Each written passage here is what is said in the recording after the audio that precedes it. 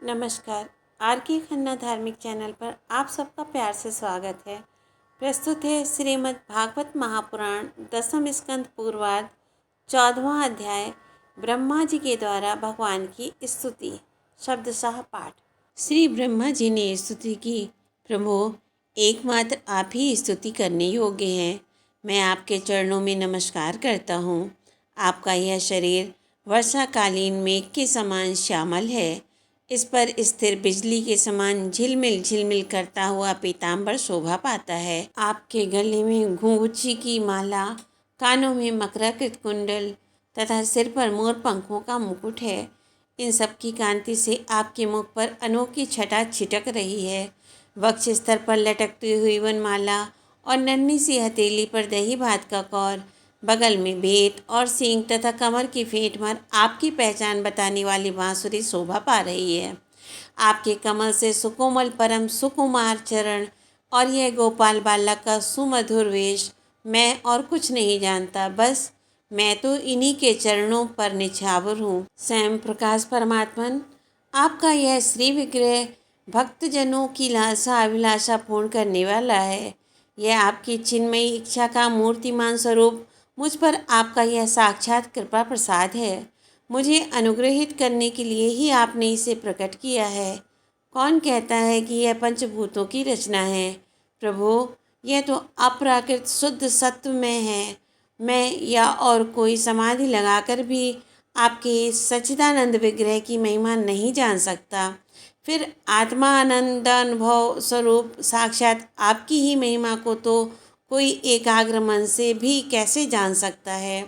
प्रभु, जो लोग ज्ञान के लिए प्रयत्न न करके अपने स्थान में ही स्थित रहकर केवल सत्संग करते हैं और आपके प्रेमी संत पुरुषों के द्वारा गाई हुई आपकी लीला कथा का जो उन लोगों के पास रहने से अपने आप सुनने को मिलती है, शरीर, वाणी और मन से विनयावनत होकर सेवन करते हैं, यहाँ तक कि उसे ही अपना जीवन बना लेते हैं, उसके बिना जी ही नहीं सकते। प्रभु, यद्यपि आप पर त्रिलोकी में कोई कभी विजय प्राप्त नहीं कर सकता, फिर भी वे आप पर विजय प्राप्त कर लेते हैं। आप उनके प्रेम के अधीन हो जाते हैं। भगवान, आपकी भक्ति सब प्रकार के कल्याण का मूल स्रोत उद्गम है। जो लोग उसे छोड़कर केवल ज्ञान की प्राप्ति के लिए श्रम उठाते और दुख भोगते हैं, उनको बस क्लेश ही क्लेश हाथ लगता है और कुछ नहीं। जैसे थोती भूसी कूटने वाले को केवल श्रम ही मिलता है, चावल नहीं। हे अच्युत, हे अनंत, इस लोक में पहले भी बहुत से योगी हो गए हैं। जब उन्हें योगादि के द्वारा आपकी प्राप्ति ना हुई, तब उन्होंने अपने लौकिक और वैदिक समस्त कर्म आपके चरणों में समर्पित कर दिए। उन समर्पित कर्मों से तथा आपकी लीला कथा से उन्हें आपकी भक्ति प्राप्त हुई। उस भक्ति से ही आपके स्वरूप का ज्ञान प्राप्त करके उन्होंने बड़ी सुगमता से आपके परम पद की प्राप्ति कर ली। हे अनंत, आपके सगुण निर्गुण दोनों स्वरूपों का ज्ञान कठिन होने पर भी निर्गुण स्वरूप की महिमा इंद्रियों का प्रत्याहार करके शुद्ध अंतःकरण से जानी जा सकती है। जानने की प्रक्रिया यह है कि विशेष आकार के परित्याग पूर्वक आत्माकार अंतःकरण का साक्षात्कार किया जाए। यह आत्माकारता घटपटादि रूप के समान ज्ञेय नहीं है, प्रत्युत आवरण का भंग मात्र है। यह साक्षात्कार यह ब्रह्म है, मैं ब्रह्म को जानता हूँ, इस प्रकार नहीं, किंतु स्वयं प्रकाश रूप से ही होता है। परंतु भगवान, जिन समर्थ पुरुषों ने अनेक जन्मों तक परिश्रम करके पृथ्वी का एक एक परमाणु, आकाश के हिमकण, ओस की बूंदें तथा उसमें चमकने वाले नक्षत्र एवं तारा तक को गिन डाला है, उनमें भी भला ऐसा कौन हो सकता है जो आपके सगुण स्वरूप के अनंत गुणों को गिन सके? प्रभु, आप केवल संसार के कल्याण के लिए ही अवतीर्ण हुए हैं। सो भगवान, आपकी महिमा का ज्ञान तो बड़ा ही कठिन है। इसलिए जो पुरुष क्षण क्षण पर बड़ी उत्सुकता से आपकी कृपा का ही भली भांति अनुभव करता रहता है और प्रारब्ध के अनुसार जो कुछ सुख या दुख प्राप्त होता है उसे निर्विकार मन से भोग लेता है एवं जो प्रेमपूर्ण हृदय, गदगद वाणी और पुलकित शरीर से अपने को आपके चरणों में समर्पित करता रहता है, इस प्रकार जीवन व्यतीत करने वाला पुरुष ठीक वैसे ही आपके परम पद का अधिकारी हो जाता है जैसे अपने पिता की संपत्ति का पुत्र। प्रभु, मेरी कुटिलता तो देखिए। आप अनंत आदि पुरुष परमात्मा हैं और मेरे जैसे बड़े बड़े मायावी भी आपके माया के चक्र में हैं। फिर भी मैंने आप पर अपनी माया फैलाकर अपना ऐश्वर्य देखना चाहा। प्रभु, मैं आपके सामने हूँ ही क्या? क्या आग के सामने चिंगारी की भी कुछ गिनती है? भगवान, मैं रजोगुण से उत्पन्न हुआ हूँ। आपके स्वरूप को मैं ठीक ठीक नहीं जानता। इसी से अपने को आपसे अलग संसार का स्वामी माने बैठा था। मैं अजन्मा जगत करता हूँ। इस मायाकृत मोह के घने अंधकार से मैं अंधा हो रहा था। इसलिए आप यह समझकर कि ये मेरे ही अधीन है, मेरा भृत्य है, इस पर कृपा करनी चाहिए। मेरा अपराध क्षमा कीजिए। मेरे स्वामी, प्रकृति, महातत्व, अहंकार, आकाश, वायु, अग्नि, जल और पृथ्वी रूप आवरणों से घिरा हुआ यह ब्रह्मांड ही मेरा शरीर है और आपके एक एक रोम के छिद्रों में ऐसे ऐसे अगणित ब्रह्मांड उसी प्रकार उड़ते पड़ते रहते हैं जैसे झरोखे की जाली में से आने वाली सूर्य की किरणों में रज के छोटे छोटे परमाणु उड़ते हुए दिखाई पड़ते हैं। कहाँ अपने परिमाण से 3.5 हाथ के शरीर वाला अत्यंत क्षुद्र मैं और कहाँ आपकी अनंत महिमा।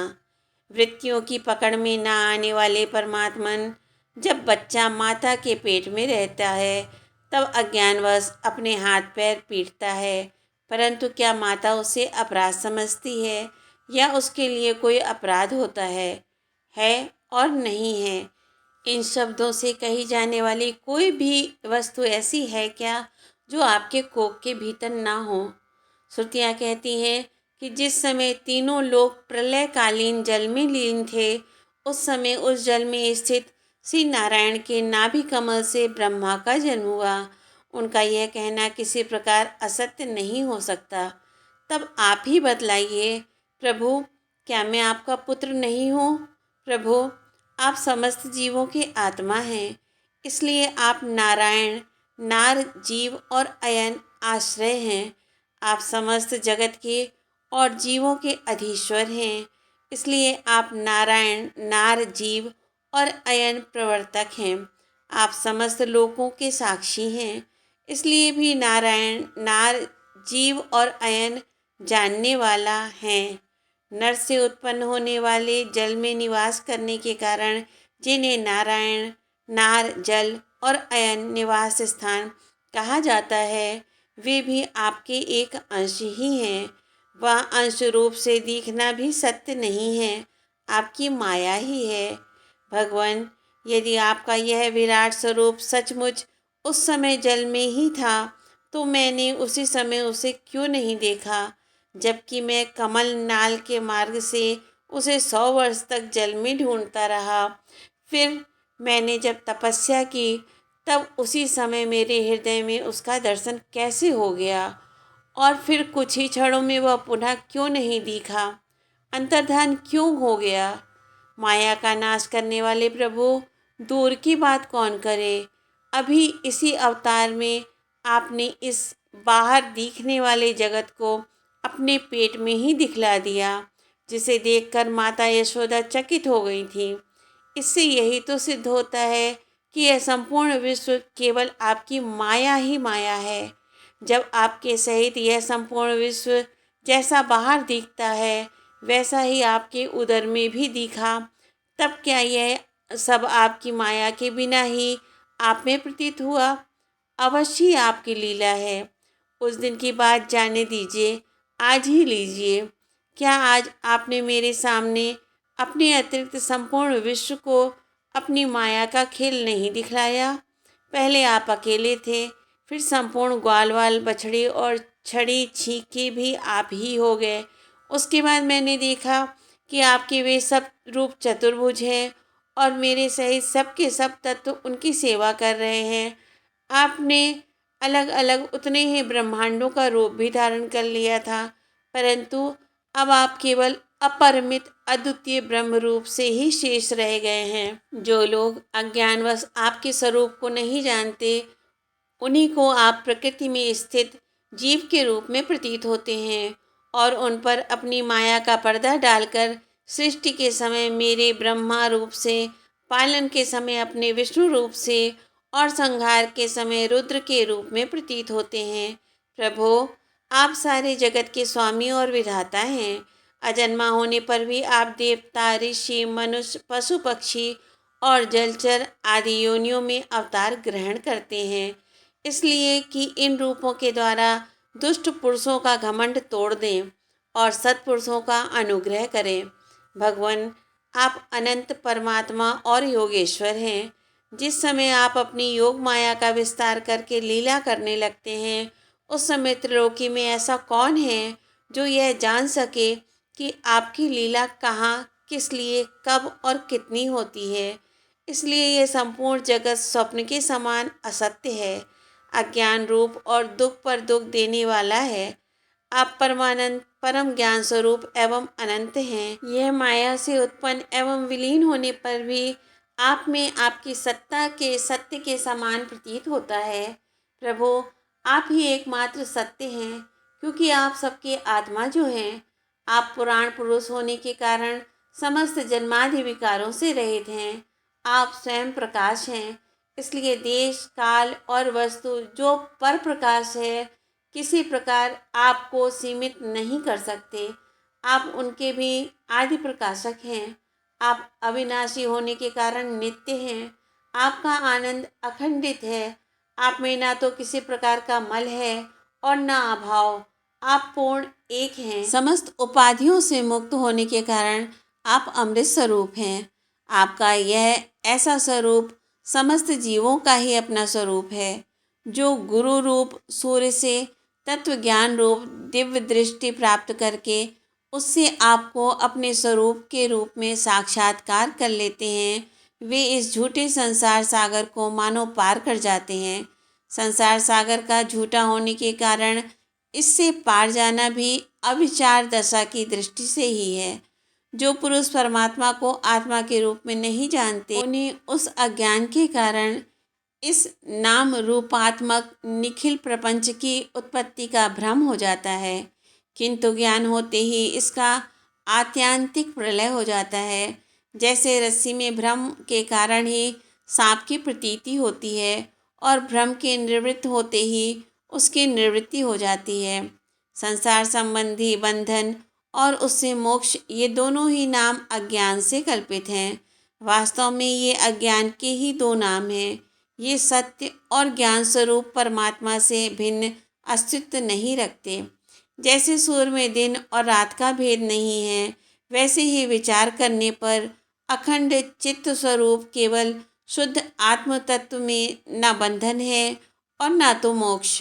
भगवान, कितने आश्चर्य की बात है कि आप हैं अपने आत्मा, पर लोग आपको पराया मानते हैं और शरीर आदि हैं पराए, किंतु उनको आत्मा मान बैठते हैं और इसके बाद आपको कहीं अलग ढूंढने लगते हैं।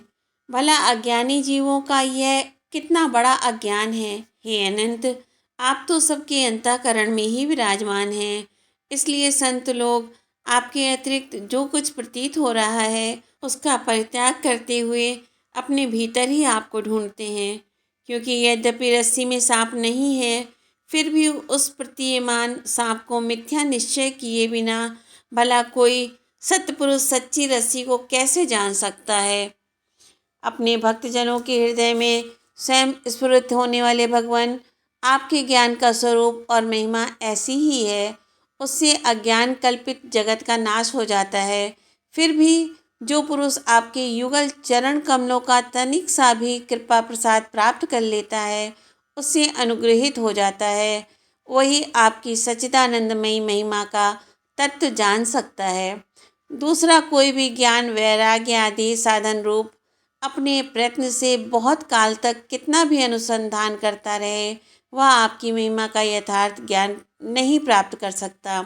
इसलिए भगवान, मुझे इस जन्म में, दूसरे जन्म में अथवा किसी पशु पक्षी आदि के जन्म में भी ऐसा सौभाग्य प्राप्त हो कि मैं आपके दासों में से कोई एक दास हो जाऊं और फिर आपके चरण कमलों की सेवा करूं।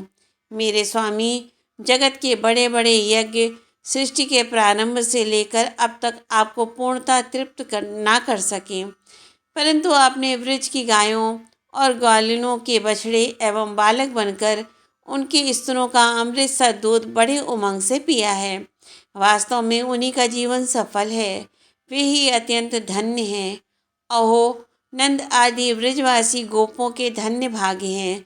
वास्तव में उनका अहो भाग्य है, क्योंकि परमानंद स्वरूप सनातन परिपूर्ण ब्रह्म आप उनके अपने सगे संबंधी और सुहृद हैं। हे अच्युत, इन ब्रजवासियों के सौभाग्य की महिमा तो अलग रही। मन आदि 11 इंद्रियों के अधिष्ठाता देवता के रूप में रहने वाले महादेव आदि हम लोग बड़े ही भाग्यवान हैं, क्योंकि इन ब्रजवासियों के मन आदि 11 इंद्रियों को प्याले बनाकर हम आपके चरण कमलों का अमृत से भी मीठा, मदिरा से भी मादक मधुर मकरंद रस पान करते रहते हैं। जब उसका एक एक इंद्रिय से पान करके हम धन्य धन्य हो रहे हैं, तब समस्त इंद्रियों से उसका सेवन करने वाले ब्रजवासियों की तो बात ही क्या है। प्रभु, इस ब्रजभूमि के किसी वन में, विशेष करके गोकुल में किसी भी योनि में जन्म हो जाए, यही हमारे लिए बड़े सौभाग्य की बात होगी, क्योंकि यहाँ जन्म हो जाने पर आपके किसी न किसी प्रेमी के चरणों की धूल अपने ऊपर पड़ ही जाएगी। प्रभु, आपके प्रेमी ब्रजवासियों का संपूर्ण जीवन आपका ही जीवन है। आप ही उनके जीवन के एकमात्र सर्वस्व हैं। इसलिए उनके चरणों की धूल मिलना आपके ही चरणों की धूल मिलना है, और आपके चरणों की धूलि को तो श्रुतियाँ भी अनादिकाल से अब तक ढूंढ रही हैं। देवताओं के भी आराध्य देव प्रभु, इन ब्रजवासियों को इनकी सेवा के बदले में आप क्या फल देंगे? संपूर्ण फलों के फलस्वरूप आपसे बढ़कर और कोई फल तो है ही नहीं। यह सोचकर मेरा चित्त मोहित हो रहा है। आप उन्हें अपना स्वरूप भी देकर उऋण नहीं हो सकते, क्योंकि आपके स्वरूप को तो उस पूतना ने भी अपने संबंधियों अघासुर, बकासुर आदि के साथ प्राप्त कर लिया, जिसका केवल वेश ही साध्वी स्त्री का था, पर जो हृदय से महान क्रूर थी। फिर जिन्होंने अपने घर, धन, स्वजन, प्रिय, शरीर, पुत्र, प्राण और मन सब कुछ आपके ही चरणों में समर्पित कर दिया है, जिनका सब कुछ आपके ही लिए है, उन ब्रजवासियों को भी वही फल देकर आप कैसे उऋण हो सकते हैं? सच्चिदानंद स्वरूप श्याम सुंदर तभी तक राग, द्वेष आदि दोष चोरों के समान सर्वस्व अपहरण करते रहते हैं, तभी तक घर और उसके संबंधी कैद की तरह संबंध के बंधनों में बांध रखते हैं, और तभी तक मोह पैर की बेड़ियों की तरह जकड़े रखता है, जब तक जीव आपका नहीं हो जाता। प्रभु, आप विश्व के बखेड़े से सर्वथा रहित हैं, फिर भी अपने शरणागत भक्तजनों को अनंत आनंद वितरण करने के लिए पृथ्वी में अवतार लेकर विश्व के समान ही लीला विलास का विस्तार करते हैं। मेरे स्वामी, बहुत कहने की आवश्यकता नहीं। जो लोग आपकी महिमा जानते हैं वे जानते रहें। मेरे मन, वाणी और शरीर तो आपकी महिमा जानने में सर्वथा असमर्थ है। सच्चिदानंद स्वरूप श्री कृष्ण आप सबके साक्षी हैं, इसलिए आप सब कुछ जानते हैं। आप समस्त जगत के स्वामी हैं। यह संपूर्ण प्रपंच आप में ही स्थित है। आपसे मैं और क्या कहूँ? अब आप मुझे स्वीकार कीजिए, मुझे अपने लोकों में जाने की आज्ञा दीजिए। सबके मन प्राण को अपनी रूप माधुर्य से आकर्षित करने वाले श्याम सुंदर, आप यदुवंश रूप कमल को विकसित करने वाले सूर्य हैं। प्रभु, पृथ्वी देवता, ब्राह्मण और पशु रूप समुद्र की अभिवृद्धि करने वाले चंद्रमा भी आप ही हैं। आप पाखंडियों के धर्म रूप रात्रि का घोर अंधकार नष्ट करने के लिए सूर्य और चंद्रमा दोनों के ही समान हैं। पृथ्वी पर रहने वाले राक्षसों के नष्ट करने वाले आप चंद्रमा, सूर्य आदि समस्त देवताओं के भी परम पूजनीय हैं। भगवान, मैं अपने जीवन भर महाकल्प पर्यंत आपको नमस्कार ही करता रहूं।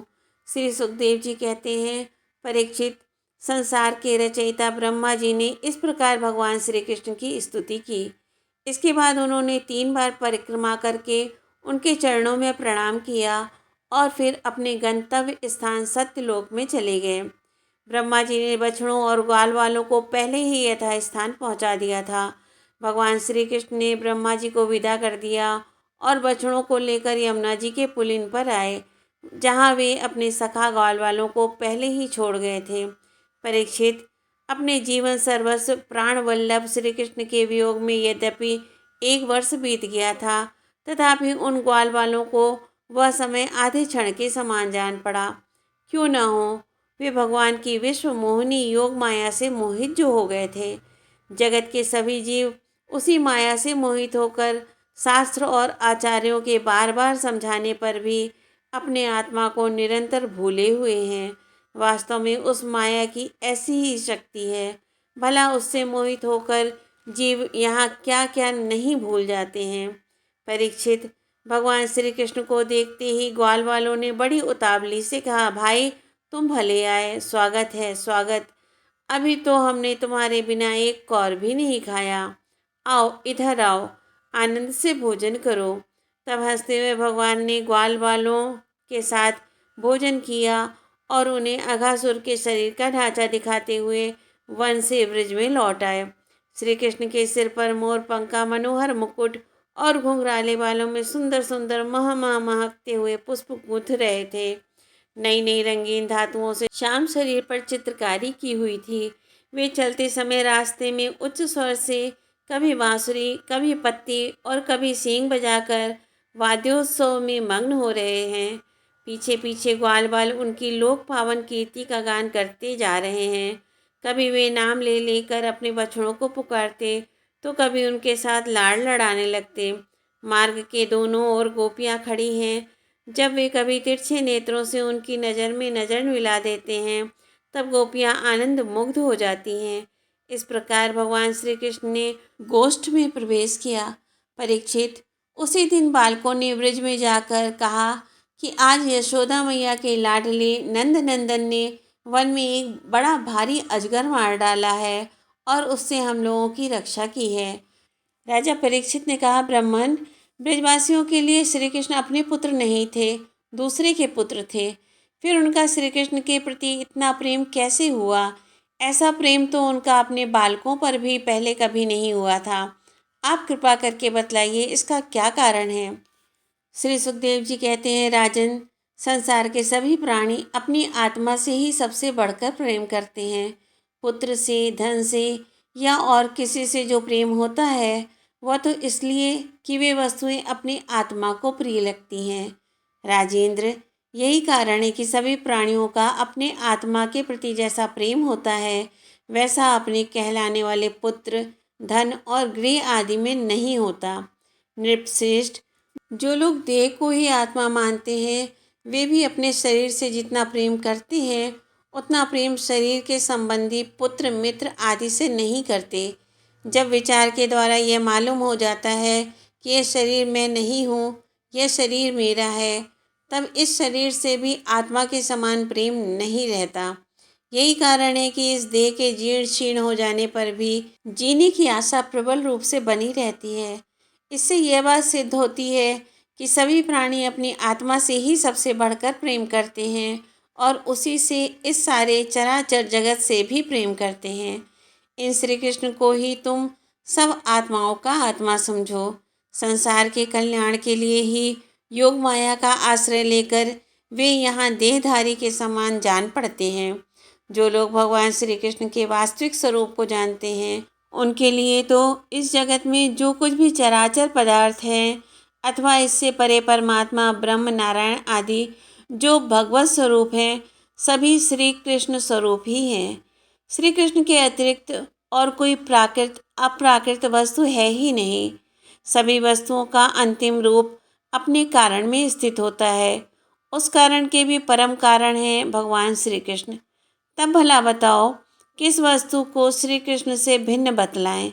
जिन्होंने पुण्य, कीर्ति, मुकुंद मुरारी के पद पल्लव की नौका का आश्रय लिया है, जो कि सत्पुरुषों का सर्वस्व हैं। उनके लिए ये भवसागर बछड़े की खुर के गड्ढे के समान है।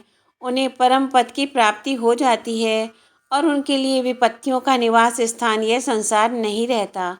परीक्षित, तुमने मुझसे पूछा था कि भगवान के 5वें वर्ष की लीला ग्वाल वालों ने 6ठे वर्ष में कैसे कही। उसका सारा रहस्य मैंने तुम्हें बतला दिया। भगवान श्री कृष्ण के ग्वाल वालों के साथ वन कीड़ा अघासुर को मारना, हरी हरी घास से युक्त भूमि पर बैठकर भोजन करना, अप्राकृत रूपधारी बछड़ों और ग्वाल वालों का प्रकट होना और ब्रह्मा जी के द्वारा की हुई इस महान स्तुति को जो मनुष्य सुनता और कहता है, उसको धर्म, अर्थ, काम और मोक्ष की प्राप्ति हो जाती है। परीक्षित, इस प्रकार श्री कृष्ण और बलराम ने कुमार अवस्था के अनुरूप आँख में चौली, सेतु बंधन, बंदरों की भांति उछलना कूदना आदि अनेकों लीलाएं करके अपनी कुमार अवस्था ब्रज में ही त्याग दी। ओम नमो भगवते वासुदेवाय। जय श्री कृष्ण, जय श्री राधे।